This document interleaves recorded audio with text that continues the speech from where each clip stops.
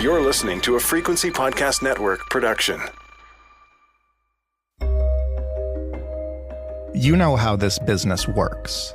Insurance companies would prefer that nothing bad ever happen to your home, because then they'll collect your premiums forever and never have to pay out. All reward, no risk. Of course, then who would buy insurance? And you, the purchaser, also don't want anything bad to happen, but you pay so that you'll be okay if it does. You reward the insurance company for taking on the risk. This is a formula that's worked to insure homes and other things all across Canada and the world for centuries. And this risk-reward balance keeps changing, usually very slightly, to make sure the insurance companies make enough money to pay out and to still turn a profit, which is why sometimes your premiums go up. But what happens if something throws that equation out of whack, like way out of whack? West Kelowna was ablaze, but most tragically, what appears to be structures on fire. But hundreds of fires are still threatening communities throughout the region, with thousands of people forced out of their homes. Several parts of Nova Scotia are grappling with significant flooding after a prolonged thunder and lightning storm. Just look at the carnage there. Look at that truck's never going to run again. My garage is gone. Pretty wild. Pretty wild. There is a point some places in this country are reaching at which insurance companies simply will not insure your home against a certain outcome, like flooding. Too much risk, not enough reward. And as the weather becomes more extreme and less predictable, the number of homes that fit that criteria rises. Now, what happens if too many homes become uninsurable? If too many people are left with absolutely nothing after a disaster? If homebuyers don't understand which disasters exactly they can even get insurance for when they buy their house? How sure is insurance in the climate era?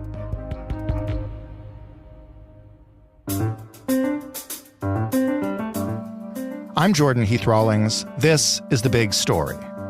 Kathryn Bakos is the Director of Climate Finance and Science at the Intact Center on Climate Adaptation at the University of Waterloo, something of an expert on the insurability of Canadian properties in the climate era. Hello, Kathryn. Hi, Jordan. Thank you for having me. Thank you for joining us. The first thing I want to ask you is basically just to kind of get a sense of what we call it when, as we've seen an awful lot this year, a flood or a fire that's been souped up by climate change basically utterly destroys a Canadian home. Like, what do you then go to the insurance company with? How do we classify that? So from an insurable perspective, we would call that a catastrophic insurable loss. And how do we track these? Have we been seeing an increase in these claims in the climate era? Can you just give us a sense of the trajectory of those types of losses? Yes, of course. Well, actually, there's no better witness of the costs of climate change than the property and casualty, so the P&C insurance sector. And again, that's specifically the annual catastrophic insurable losses for Canada. So a CAT loss, so that's any event such as a flood, wildfire, hailstorm, windstorm that triggers $25 million or more of insurable losses. So between 1983 to 2008, losses ranged from approximately $250 to $450 million per year for extreme weather events. Okay. From 2009 onward, losses now average approximately $2 billion a year, with 13 out of the 14 of the last years being above $1 billion.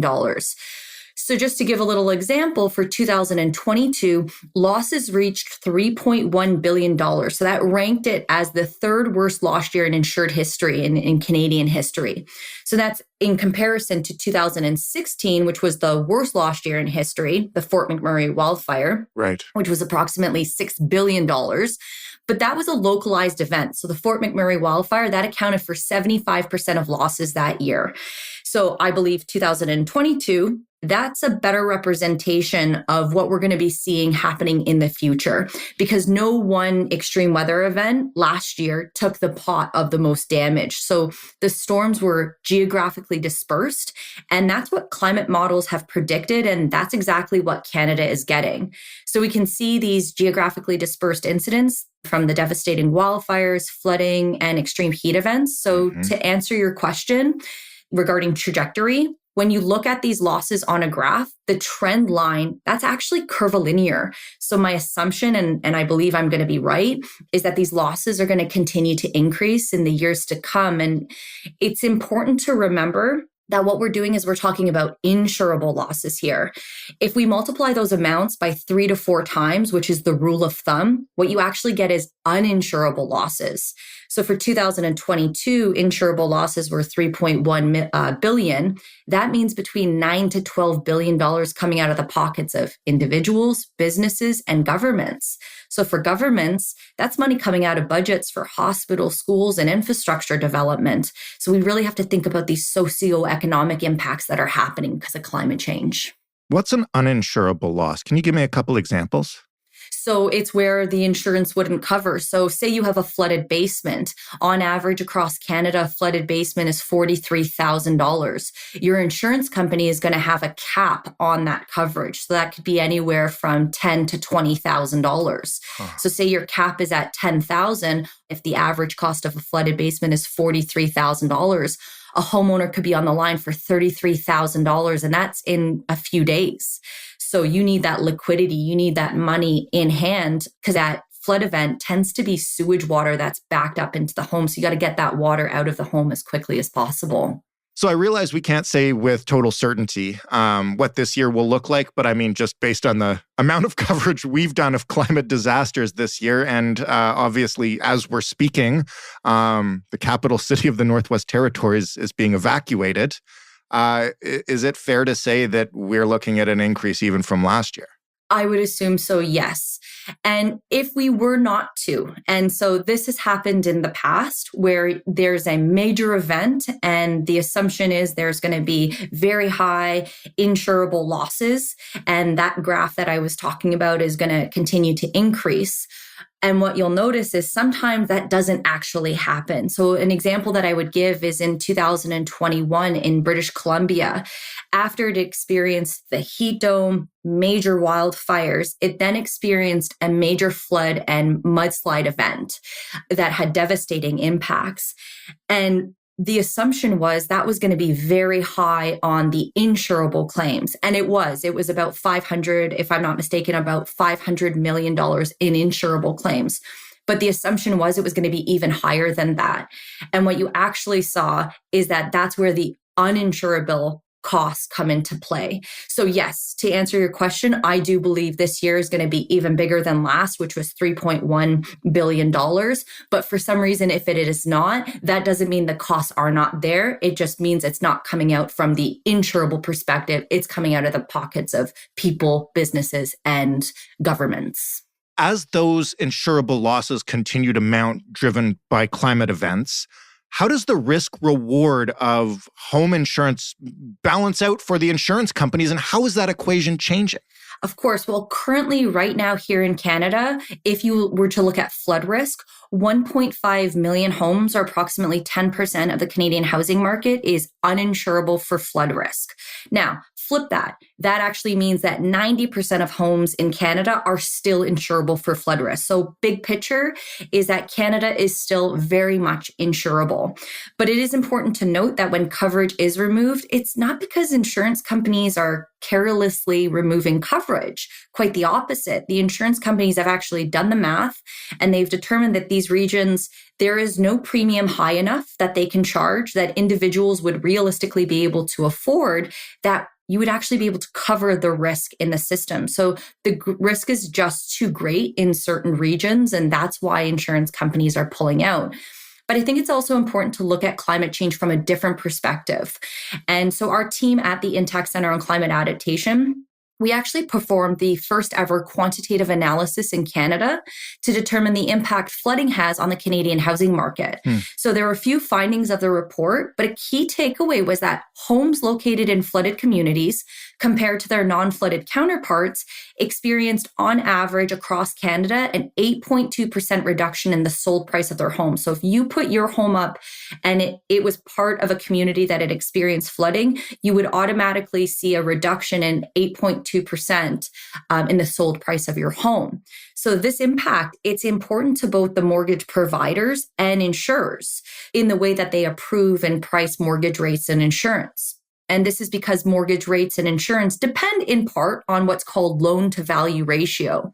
So if the value of a home is compromised by unanticipated flood risk, then mortgage providers and insurers could actually be erroneously approving and mispricing mortgage rates and insurance. Right. So while insurance is still in place for, again, those 90% of Canadian homes, mortgage and insurance providers, they should actually be providing their clients with information on ways that they can reduce the risk of flood and wildfire. So these are the costliest extreme weather events in Canada.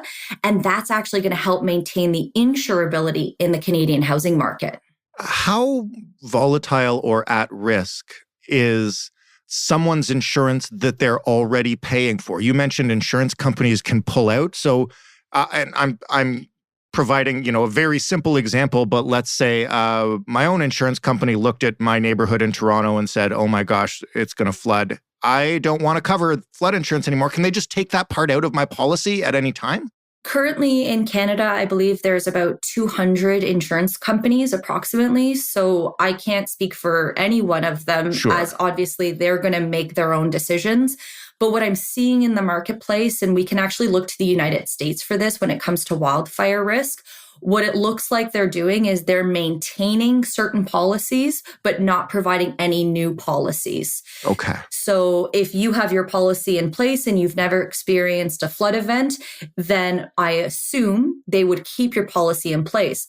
But even if it wasn't due to climate change, say your dishwasher overflowed multiple times, your insurance company could cancel your insurance in regards to either canceling your insurance outright or not offering you flood insurance for another flooded dishwasher, as an example. So yes, I believe insurance companies have a right to pull out whenever they wish. But in regards to climate change, I think they're going to try to maintain the insurability as much as possible. But that's going to depend on their calculations and how they deem risk in the system.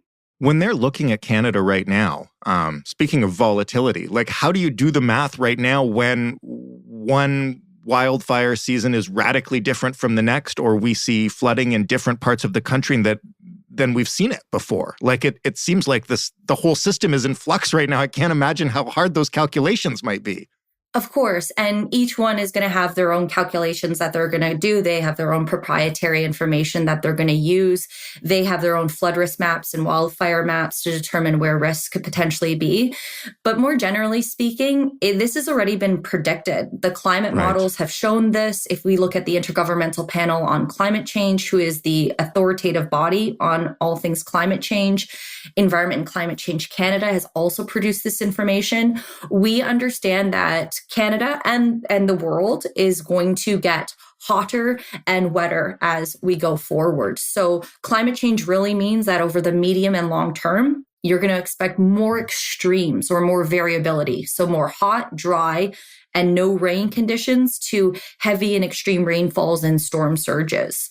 So hotter temperatures, that's going to lead to drought-like conditions that are going to dry out natural spaces such as soils, grasslands, and forested areas.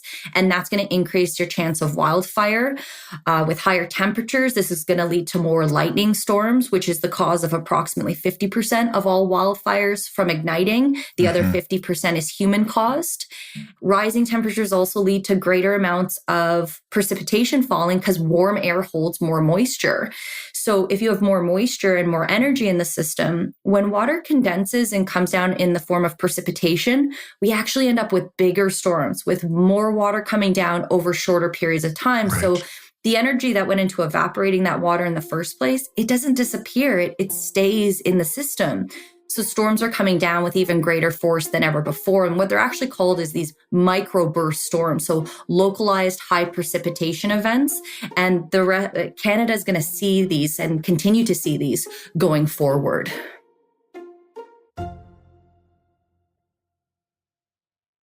So bottom line, are we going to end up with more than just 10% of the country that's uninsurable for floods? And what about wildfires? These numbers I'm expecting are going to rise significantly in the coming years? Yes, well, flood and wildfire are your costliest extreme weather events throughout Canada. So if currently 10% of the Canadian housing market is uninsurable for flood risk, my assumption is that will continue to grow as major precipitation events, major flood events continue to increase in severity. Now, when we talk about 10% of the Canadian housing market being uninsurable for flood risk, we have to remember that those homes can still get home insurance. They're just not insurable for flood risk. Right. So in the Canadian housing market, to buy or sell a home, you need home insurance. So these homeowners, they still have home insurance. So again, if your dishwasher overflows or if you have an electrical fire, the home is still insurable. When we start talking about wildfire, this is a completely different risk. So there are insurance companies in the United States who have now basically said we are no longer offering any home insurance in the states of California, Florida, and Louisiana. When you read the documents, an underlying reason is because of the wildfire risk and the extreme weather risk in those given regions. And so it's not just about you're not insurable for wildfire risk. You're not able to get any home insurance through those companies. And I'm assuming other companies will also follow suit in the United States. And why is that? When you're talking about flooding, you're actually talking on average, more or less, about a flooded basement. Obviously, we're seeing the catastrophic events happening in Nova Scotia right now where homes were actually being washed away. But that's on the extreme. Usually when we talk about flooding, it's because basements are being flooded out. When you talk about wildfire, what's actually happening is the home, there's complete catastrophic loss. The home completely burns down. And so those poor people need to find places to live. The homes need to be rebuilt. Infrastructure needs to be put into place. The resources need to be available. The contractors need to be available. There's so much more cost associated with a wildfire event. And so if we can use our counterparts in the United States, I would assume that insurance companies in Canada are probably looking at it. But again, I always go back to their job is to continue to provide insurance. They make money from providing insurance.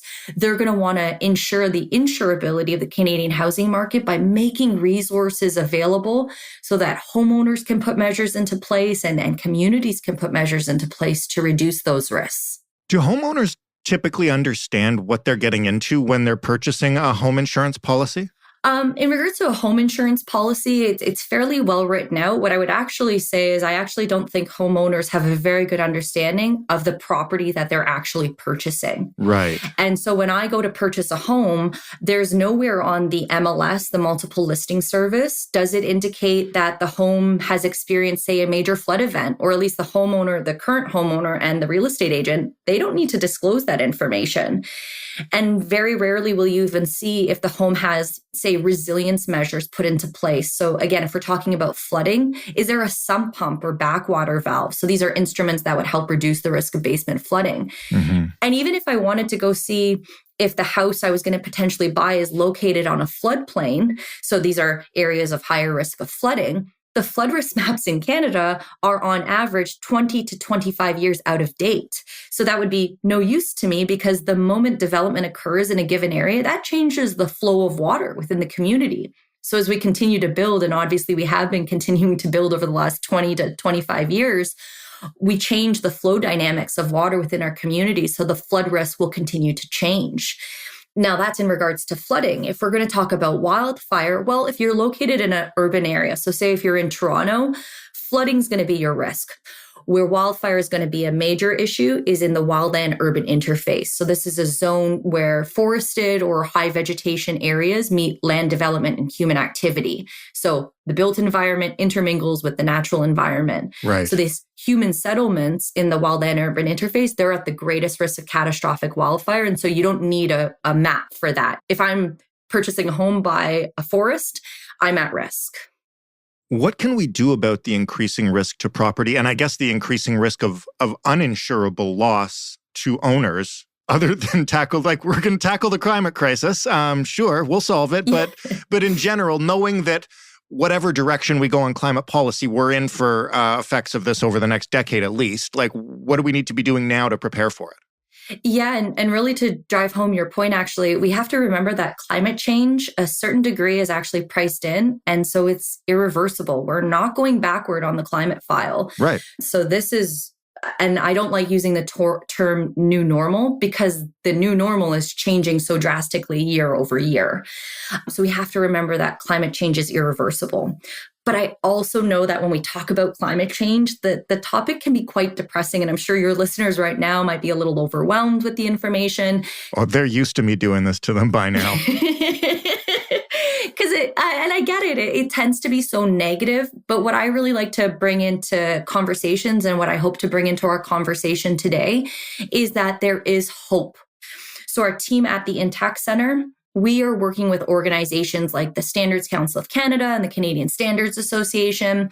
And for basically every research project that we do, we bring together 60 to 80 subject matter experts from across the country to offer expert advice on how to develop practical, meaningful, and cost-effective ways to reduce these key physical climate risks. So we know what to do at the level of the home and community.